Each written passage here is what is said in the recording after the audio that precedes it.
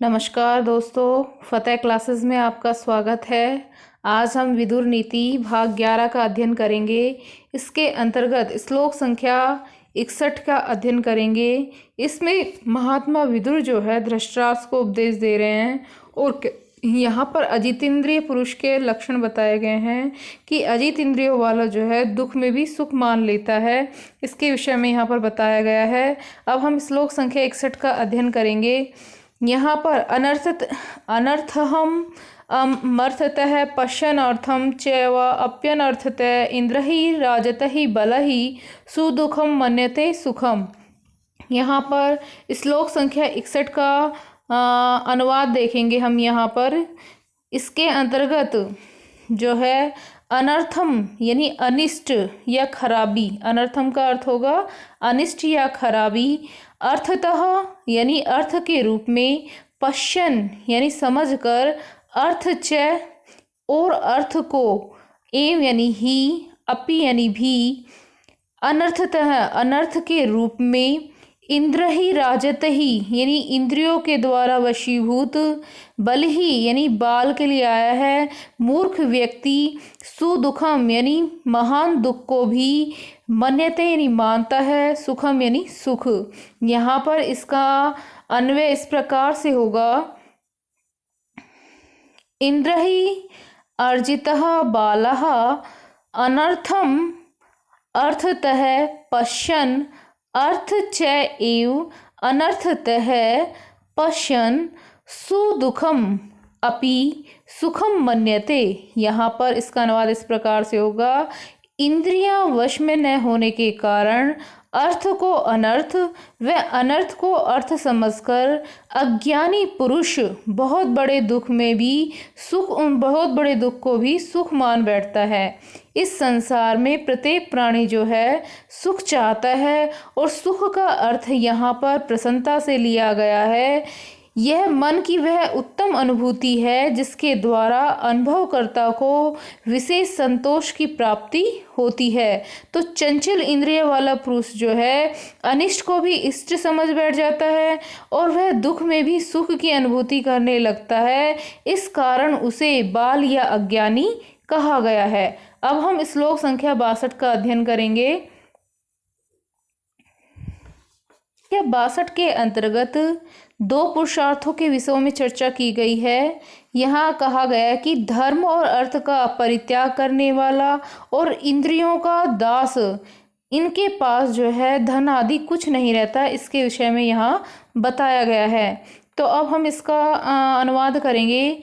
धर्म अर्थो ये परित्यज्य शादि इंद्रिय वशानुगय श्री प्राण धन दारभ्य क्षिप्रम से परहीयते। यहाँ पर इसका अन्वय जो शब्द अर्थ है इस प्रकार से होंगे, धर्म अर्थ यानी धर्म और अर्थ को, यह मीन्स जो, परित्यज्य यानी छोड़कर, स्यात यानी हो जाता है, इंद्रिय वशानुगय इंद्रियों का दास, श्री प्राण धन दारभ्य क्षिप्रम से परिहीयते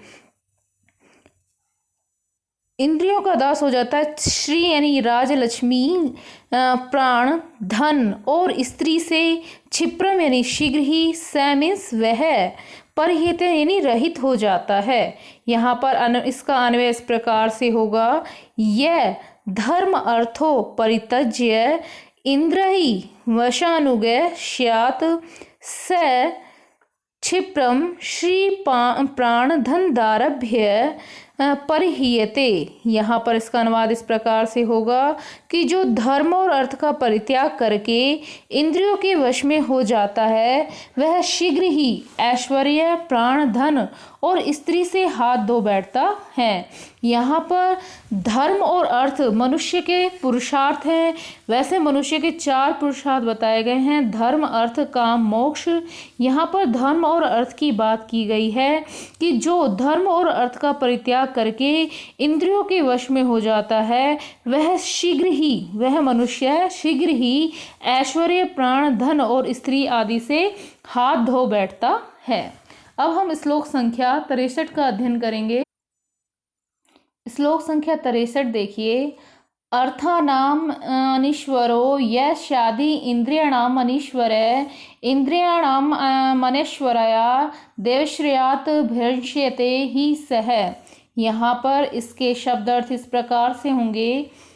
अर्थानाम यानी अर्थों का, ईश्वर है यानी स्वामी, यह मीन्स जो, श्याद मीन्स होता है, इंद्रियाणाम इंद्रियों का, अनीश्वर यानी दास, इंद्रियाणाम इंद्रियों का, अनैश्वर्यात यानी स्वामी न होने के कारण, ऐश्वर्यात ऐश्वर्य से, भ्रंश्यते यानी नष्ट हो जाता है या रहित हो जाता है, ही मीन्स सचमुच में, स मीन्स वह। यहाँ पर इसका अन्वय इस प्रकार से होगा। यह अर्थानाम ईश्वर है, इंद्रियाणाम अनीश्वर है, स्यात् स इंद्रियाणाम अनैश्वर्यात् ऐश्वर्याद् ही भ्रंश्यते। यहाँ पर इसका अनुवाद इस प्रकार से होगा। जो अधिक धन का स्वामी होकर भी इंद्रियों पर अधिकार नहीं रखता, वह इंद्रियों को वश में न रखने के कारण ही ऐश्वर्य से भ्रष्ट हो जाता है। यहाँ पर इंद्रिय अपने अपने विषय की ओर मनुष्य को आकर्षित करती है, और यह यदि मनुष्य उनके वश में हो जाता है तो वह उसे क्षणिक सुख तो अवश्य प्रदान करेंगी, लेकिन ये इंद्रियां जो है उसे कहीं का भी नहीं छोड़ती हैं। फिर वह मनुष्य अपनी उन्नति नहीं कर पाता है और उसका पतन जो है निश्चित होता है। अतः मनुष्य को क्या है, इंद्रियों को अपने वश में रखना चाहिए। इस विषय में यहाँ बताया गया है। अब हम श्लोक संख्या 64 का अध्ययन करेंगे। देखिए, आत्मनः आत्मने मन्वीक्षेन मनो बुद्धि इंद्रिय यतहि आत्मा हो व आत्मनो बंधुरात्मयो रिपुहुरात्मनः। यहाँ पर इसके शब्द अर्थ इस प्रकार से होंगे। आत्मना यानी आत्मा, अपने आप, आत्मनम यानी आत्मा को, अन्वीक्षते यानी जानने का प्रयास करें, मनोबुद्धि इंद्रिय मन बुद्धि इंद्रियों से, यतहि यानी वश में करके, आत्मा यानी आत्मा ही यानी सचमुच में, आत्मने यानी स्वयं का, बंधु यानी मित्र, आत्मा एवं आत्मा ही, रिपुः यानी शत्रु है, आत्मन है यानी अपना या स्वयं का। यहाँ पर इसका अन्वय इस प्रकार से होगा।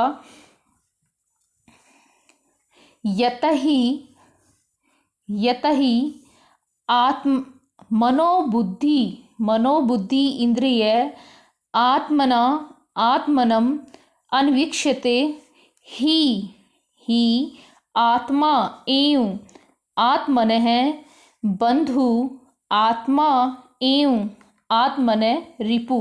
यहाँ पर इसका अनुवाद इस प्रकार से होगा। मन बुद्धि इंद्रियों को अपने अधीन कर अपने से ही अपनी आत्मा को जानने की इच्छा करें, क्योंकि आत्मा ही अपना बंधु और आत्मा ही अपना शत्रु है। यहाँ पर आत्म तत्व के महत्व को बताया गया है कि जो सब कुछ जान लेता है अपने विषय में, तो उसे जो है परम तत्व की प्राप्ति हो जाती है। जीवन का अंतिम लक्ष्य जो है आत्म तत्व के विषय में जानना है। तो यहाँ मन बुद्धि इंद्रियों को अपने अधीन करने पर अपने ही आत्मा को जानने की इच्छा करें, और जब अपने आत्म तत्व के बारे में जान लिया तो आत्मा ही आपकी बंधु है और आत्मा ही अपनी शत्रु है। इस विषय में बताया गया है। अब हम श्लोक संख्या 65 का अध्ययन करेंगे। संख्या 65 में देखिए, बंधुर आत्मा आत्मनः स तस्य येन वा आत्मा आत्मना जितः स एव नियतो बंधु स एवं नियतो रिपुः। यहाँ पर इसके शब्द अर्थ इस प्रकार से होंगे।